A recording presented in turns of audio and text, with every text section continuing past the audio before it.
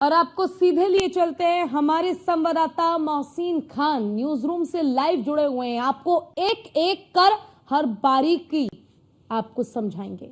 Over to you Mohsin. बहुत बहुत धन्यवाद पूजा। बिल्कुल जाहिर तौर पर जिस तरह से प्रधानमंत्री नरेंद्र मोदी के चक्रव्यूह रचने के बाद जो पाकिस्तान को चारों तरफ से घेरा है, उस घेराबंदी कैसे की गई है, मैं आपको इसे अपने दर्शकों को इस नक्शे के जरिए हम समझाते हैं। ये जो आप देख रहे हैं, ये जो ऊपर का हिस्सा है, यानी कि यहाँ से ये जो पूरा हिस्सा है जो आपको हरे रंग में नजर आ रहा है, ये पूरा का पूरा पाकिस्तान है। यहाँ ये कश्मीर है। इस कश्मीर से सटा हुआ ये जो आप ऊपर का हिस्सा देख रहे हैं, ये पीओके है, यानी कि पाक अधिकृत कश्मीर है। यहाँ पे मुजफ्फराबाद पर अटैक हुआ। उसके बाद जो है भारतीय सेना ने, चाहे वो थल सेना हो, चाहे जल सेना हो, चाहे वो वायु सेना हो, तीनों सेनाओं ने मिलकर पूरी तरह से पाकिस्तान की घेराबंदी की है। सबसे पहले टारगेट लिया रावलपिंडी। ये रावलपिंडी है। यहाँ रावलपिंडी पर यह अटैक किया गया है। रावलपिंडी पर जब अटैक हुआ है तो उसी से सटा हुआ जो पाकिस्तान के अंदर है, ये पंजाब प्रांत है। इस पंजाब प्रांत के पास ये जो आप देख रहे हैं, ये निशान, ये रावलपिंडी पर अटैक हुआ। फिर पंजाब प्रांत जो पाकिस्तान के अंदर है, पंजाब प्रांत, उस पर अटैक। फिर तीसरा अटैक सीधा लाहौर पर। ये लाहौर, ये पाकिस्तान का जो पूरा नक्शा आप देख रहे हैं, ये लाहौर है। यहाँ लाहौर पर अटैक किया गया। उसके बाद लाहौर पर अटैक करने के बाद फिर क्वेटा की तरफ जो है रुख किया भारतीय सेना ने। फिर क्वेटा में अटैक हुआ। क्वेटा के बाद फिर कराची में अटैक हुआ। तो इस तरह से जो है पाकिस्तान की पूरी तरह से घेराबंदी की गई है। अब अगर हम इस पूरे पाकिस्तान को देखते हैं और यहाँ पीओके को देखते हैं, तो सबसे बड़ी बात यह है कि तकरीबन 70 किलोमीटर तक, ये बताया जा रहा है कि जो भारतीय सेना है वो तकरीबन 70 किलोमीटर तक पीओके तक पहुंच गई है। और पीओके में जाने के बाद इसलिए मुजफ्फराबाद पर सबसे बड़ा अटैक हुआ। और फिर उसके बाद एक के बाद एक रावलपिंडी, पंजाब प्रांत, लाहौर, क्वेटा और कराची।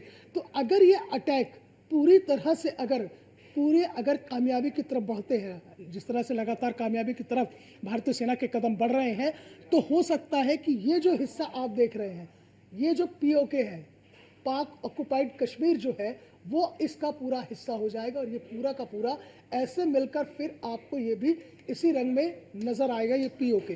तो कुल मिलाकर ये पूरी की पूरी एक तस्वीर है जो हमने अपने दर्शकों को इस नक्शे के जरिए समझाई है कि किस तरह से जो भारतीय सेना है, भारतीय सेना ने कैसे पाकिस्तान की चारों तरफ से घेराबंदी की है। क्योंकि पाकिस्तान लगातार नापाक हरकतें कर रहा है, अपनी हरकतों से बाज नहीं आ रहा है।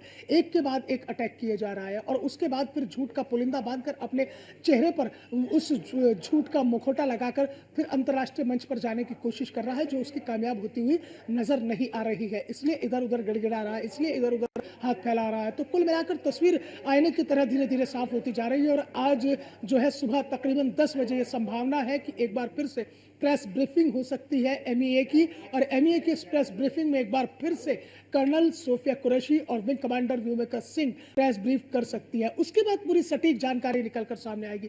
हालांकि लगातार एक के बाद एक जानकारियां तो निकलकर सामने आ रही हैं कि किस तरह से F-16 गिरा दिया गया, उसके अलावा JF-17 को गिरा दिया गया, जो पाकिस्तान के जेट विमान थे उन्हें गिरा दिया गया। उसके अलावा तमाम बड़ा नुकसान पाकिस्तान को हुआ है, जिसमें सबसे बड़ी बात यह है कि रावलपिंडी जो स्टेडियम था उसको वो भी पूरी तरह से तबाह कर दिया गया। और कराची पर जो बंदरगाह थी उसे भी पूरी तरह से तबाह कर दिया गया।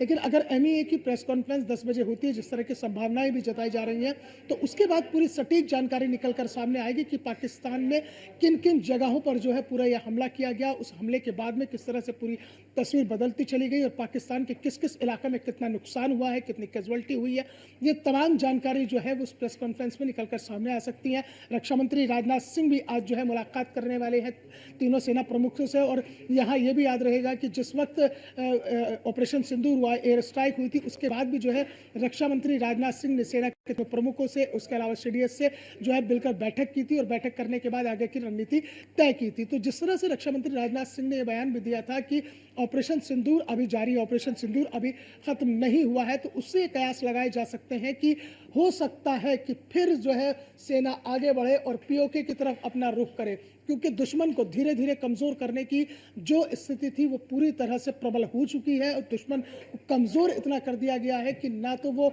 इधर का रहा ना वो उधर का रहा। जल थल नभ तीनों ही जगहों से जो है पाकिस्तान के ऊपर पूरा कहर बरप रहा है। उसे कहर बरपाने में जो स्थितियां पैदा हो रही हैं वो तमाम स्थितियां निकल कर सामने आ रही हैं। तो कुल मिलाकर तस्वीरें एक के बाद एक सामने आती जा रही है और न्यूज़ वन इंडिया लगातार इस बड़े खबर पर आपके साथ बना हुआ है। लगातार हम पल पल की अपडेट आप तक पहुंचा रहे हैं कि किस तरह से जो है भारतीय सेना ने अपने शौर्य और पराक्रम का परिचय देते हुए पाकिस्तान के घर में घुसकर उसे करारा जवाब दिया है। अब देखो, ये देखिए कि किस तरह से जो है हमला किया गया। जम्मू कश्मीर में जो हमला किया था और जहां पर टारगेट करने की कोशिश की गई थी, हम थोड़ा सा समझाने की कोशिश करेंगे। आप देखेंगे कि जो आपको इस बॉक्स में नज़र आ रहा है, ये मिसाइलें दागने की कोशिश की गई थी। ये मिसाइलें दागी गई और उसके अलावा जो है इस टारगेट को डिस्ट्रॉय किया गया। जो भारतीय सेना थी, भारतीय सेना ने अपने इंडियन डिफेंस सिस्टम S-400 और आकाश के जरिए इसको पूरी तरह से नाकाम कर दिया। यानी कि ये JNK में पाकिस्तान की तरफ से, ये देखिए, पाकिस्तान की तरफ से लगातार शेलिंग करने की कोशिश और लगातार बम गिराने की कोशिश। ये दरअसल क्या था, ये ड्रोन से अटैक किया जा रहा था। इसके अलावा कई जगह पर मिसाइलों का इस्तेमाल किया जा रहा था, जिनको आइडेंटिफाई किया Indian defence system S-400 Sudarshan और आकाश ने, और उसको आइडेंटिफाई करने के बाद में जो है भारतीय सेना ने उन्हें पूरी तरह से नाकाम कर दिया, पूरी तरह से नेस्ता नाबूद कर दिया है। तो कुल मिलाकर अभी जो हालात बने हुए हैं, अभी फिलहाल तनातनी के हालात हैं। फिलहाल दोनों ही देशों के बीच में तनाव बना हुआ है। अब स्थिति ये देखनी है कि आगे अब तस्वीर क्या निकलकर सामने आती है, क्योंकि अभी तक की जो जानकारी निकलकर सामने आ रही है उसमें यही है कि जो रक्षा मंत्री राजनाथ सिंह तीनों सेना प्रमुखों के साथ बैठक करेंगे, CDS के साथ बैठक करेंगे। उसके बाद में कोई और अहम फैसला लिया जा सकता है, कोई और अहम बात निकलकर सामने आ सकती है। इसके अलावा MEA की प्रेस कॉन्फ्रेंस भी सबकी नजर रहेगी, जिसकी संभावना है कि 10 बजे वो प्रेस कॉन्फ्रेंस हो सकती है और फिर से जो है भारतीय सेना की ओर से इस पूरे प्रकरण पर पूरी जो है सटीक जानकारी दी जाएगी कि कहां किस किस तरह से बिल्कुल। देखिए, और ऑपरेशन जानकारी मिलना या पूरा प्लान तैयार होना बहुत जरूरी है। मोहसिन, आप हमारे साथ बने रहिए।